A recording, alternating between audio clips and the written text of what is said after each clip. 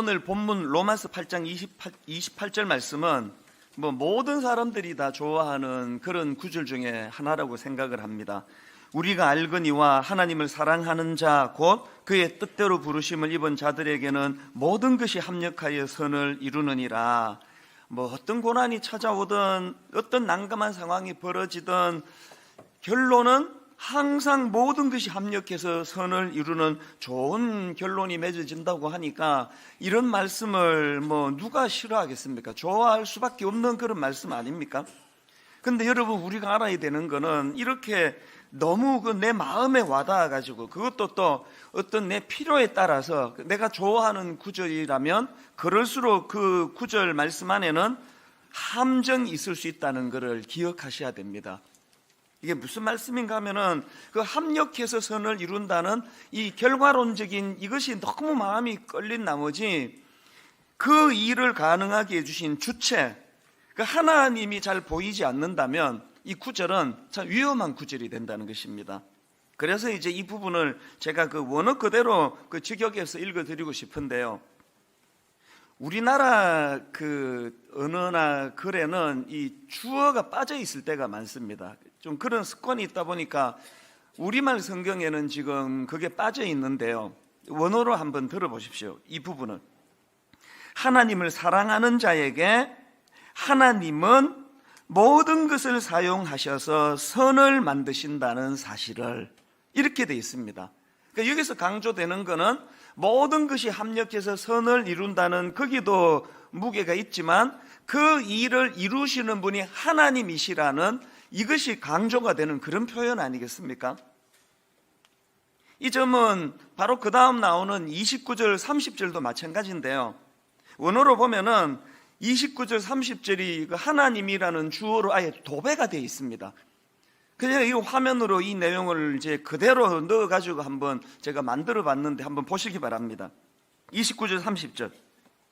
하나님이 미리 아신 자들을 또한 그 아들의 형상을 본받게 하기 위하여 하나님이 미리 정하셨으니 이는 그로 많은 형제 중에서 맏아들이 되게 하려 하심이니라. 또 하나님이 미리 정하신 그들을 또한 하나님이 부르시고 하나님이 부르신 그들을 또한 하나님이 의롭다 하시고 하나님이 의롭다 하신 그들을 또한 하나님이 영화롭게 하셨느니라. 이 짧은 두 구절 안에 지금 하나님이라고 하는 주어가 8번 나옵니다. 이 도배가 된 거 아닙니까? 우리가 이 정신을 놓치면 안 됩니다. 그래서 이 28절을 읽을 때 합력하여 선을 이루신다, 이 결과에 주목하는 것이 아니라 그 일을 이루시는 하나님의 초점을 둬야 된다는 겁니다. 이런 면에서 저는 우리가 이 28절 말씀이 우리 삶 속에서 제대로 구현되도록 하기 위해서는 이 28절 말씀은 이 두 가지 균형을 가지고 읽어야 된다고 생각하는데요. 자, 첫째로 우선되어야 하는 것, 그 우선되어야 하는 게 뭐냐 하니까 하나님의 주도하심을 기억해야 된다는 것입니다. 이런 관점으로 28절을 다시 제가 읽어봐 드리겠는데요. 우리가 알거니와 하나님을 사랑하는 자 곧 그의 뜻대로 부르심을 입은 자들에게는 모든 것이 합력하여 선을 이루느니라. 여기 보니까요, 그냥 무조건 합력해서 선을 이루는 게 아니네요. 조건이 있는 게 조건이. 이 조건이 이루어져야 모든 것이 합력해서 선을 이루는 그런 복된 인생을 누리게 되는데 그 조건이 뭐냐 보니까 하나님을 사랑하는 자예요. 하나님을 사랑하는 자. 합력하여 선을 이루기 위해서는 어떤 전제가 필요하다고요?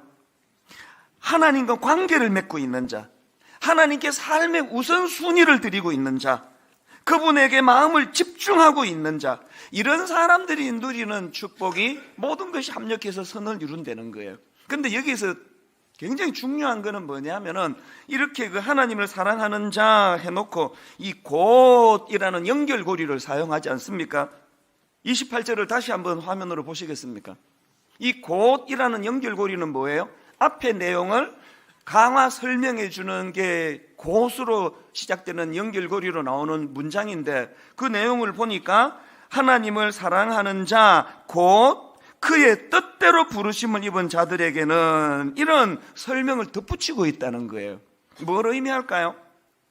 이 모든 것이 합력하여 선을 이루도록 하겠다는 이 말씀이 그저 변하기 쉬운 우리 인간의 감정의 기반을 둔 게 아니라는 거예요.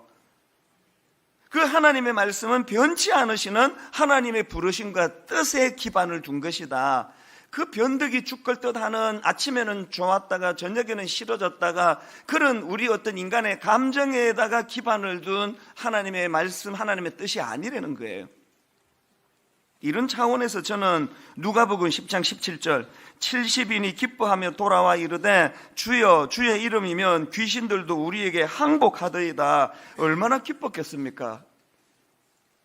그랬더니 예수님이 그 보고를 들으시고 하시는 말씀이 20절입니다.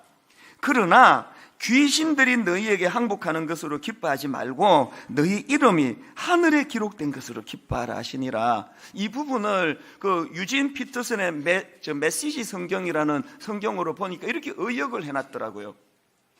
너희가 하나님을 위해 하는 일이 아니라 하나님께서 너희를 위해 하시는 일, 바로 그것이 너희가 기뻐해야 할 제목이다. 이게 이번 주 내내 제 마음속에 이렇게 울림이 되는 거예요. 다시 한번 들어보세요.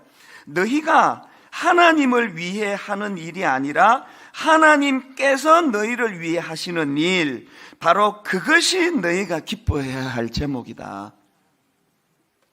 모든 우리 신앙생활을 영위하시는 하나님의 자녀들에게는 그 삶의 주체가 되시는 분은 하나님이시라는 거예요. 그 하나님이 내 인생의 주체가 되시고 주인이 되시고 나를 견인하시는 그런 원동력이 되신다는 것, 이 우선순위, 이 질서를 잊어서는 안 된다는 그 말씀입니다. 너무너무 불합리한 세상에서 억울하고 마음이 상하고 늘 나만 손해보는 것 같고 그래서 마음이 힘들고 상처받은 분 계시면 오늘 이 한 말씀으로 하나님은 모든 것을 합력하여 선을 이루시는 분이다. 하나님, 저는 그 하나님을 믿습니다. 그리고 하나님, 그 철두철미한 구원 계획을 통하여 오늘 날 구원해 주실 때 하나님이 가지셨던 목표, 이제 오늘부터 이 내 목표가 되기 원하는데, 아버지, 저는 작은 예수가 되기 원합니다. 빌립보서 2장에서 주님이 논리를 뛰어넘는, 낮아지고 희생하고 손해보고 십자가의 자리까지 갔던 아버지, 작은 예수의 길을, 예수 닮은 인격을 허락해 주시기 원합니다. 그런가 하면 하나님이 높이 모든 이름 위에, 모든 만물 위에 높이 세워주셨던 것처럼 내 인생이 예수 그리스도를 높여드리는 이 목